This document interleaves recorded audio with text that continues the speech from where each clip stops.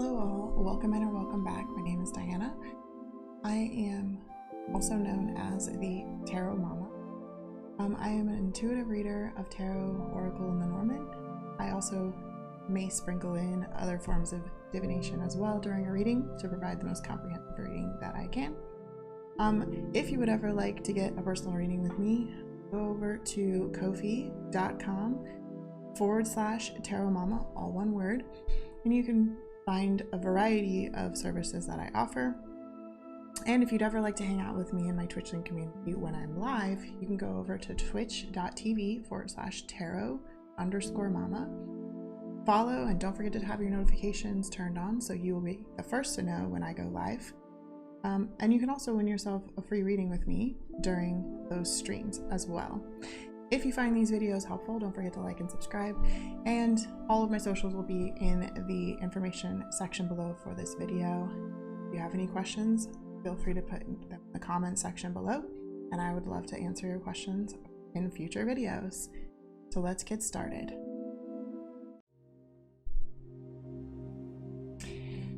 At the request of my Twitch community, I'm creating this series of videos to introduce and review each deck that I use. Sometimes it may take a while to find how I'll be using a different deck, and others immediately let me know their purpose.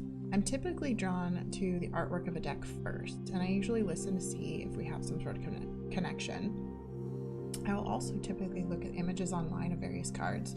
So if I'm looking for a tarot deck, for example, I will typically Google images of some of my favorite cards and just see what kind of emotional responses those elicit and see if we've got a connection. Sometimes I really want to like a deck. Either it has some sort of artwork that speaks to something nostalgic for me, like some of the different themed decks that are out there. And other times I might just really like the overall vibe that I get from the artwork. But then when I do this little brief interview with the deck, I don't really have a connection at that time. So in those cases, I typically just put them on my wish list, and then I go back and interview them at a later date to see if we have built up a bond. One of the first questions I usually get asked, and I think there's a lot of various opinions about this, is whether or not you have to be gifted your deck or if purchasing a deck is okay for you. I think this is wholly up to your own personal beliefs. In my opinion, I think both ways work just fine. So here are my first 3 decks that I owned. The first one was given to me, so this was technically gifted, and this one is your standard Rider-Waite-Smith images artwork. So this is the one that I actually began to learn from the most. So I do all of my tarot decks are predominantly using the Rider-Waite-Smith methodology behind them and the meanings and keywords, etc. So this is the one I started to learn from, and like I said, this was gifted to me. My second deck was actually kind of a combination of the two. So I went to New Orleans and I had a reading at a lovely tarot shop down there. And unbeknownst to me, the reader gifted me the deck, so it's kind of half purchased and half gifted. This is known as the Aquarian.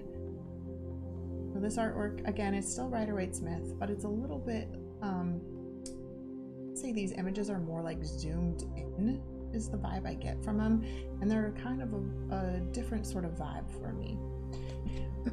So that one is kind of in the middle, gifted and purchased. And then finally, one that I wholly just bought on my own because I liked the artwork and it really spoke to me is this Seer deck. So the Seer deck, I really loved the artwork. I loved how it still stood true to the Rider-Waite-Smith imagery, so it was really easy. I really felt like this is one of the decks I recommend the most for new readers. I always tell them start with a Rider-Waite-Smith, but that can have some images that don't really vibe sometimes. So this one has like much more modern feel to it. The images are really pretty soft and kind of can even on those, you know, tougher cards, the artwork is still beautiful, and so you kind of can get a vibe from that as well. So these 3 decks, I do typically use them all the time, especially since these were my first ones. They do come into play quite a bit. And so I will use, you'll notice when I'm doing readings, I always check with the Aquarian's energy first, get that overall vibe from them, or whoever I'm trying to read for, get their overall energy, if there's whoever is involved in the reading. So I typically use my light Seer deck for more feminine energies, just because it is so much, it gives me like a softer, gentler message that I just sort of equate more to the feminine. It doesn't necessarily mean that the person I'm reading for is a female, just to be clear. And then the Aquarian deck I actually use more for masculine energies. Again, it's sort of like, it doesn't have all the like the frilly, you know, artwork that goes around it. It's, like I said, honed in, focused. And so again, it gives me a much more masculine vibe than some of the other decks. So that's just a little brief synopsis of how I utilize decks and how I get started choosing which decks I will be using. If you have any of the decks that we show in the videos, please feel free to share your opinions on the decks. What vibes do you get from them? When do you use those decks the most?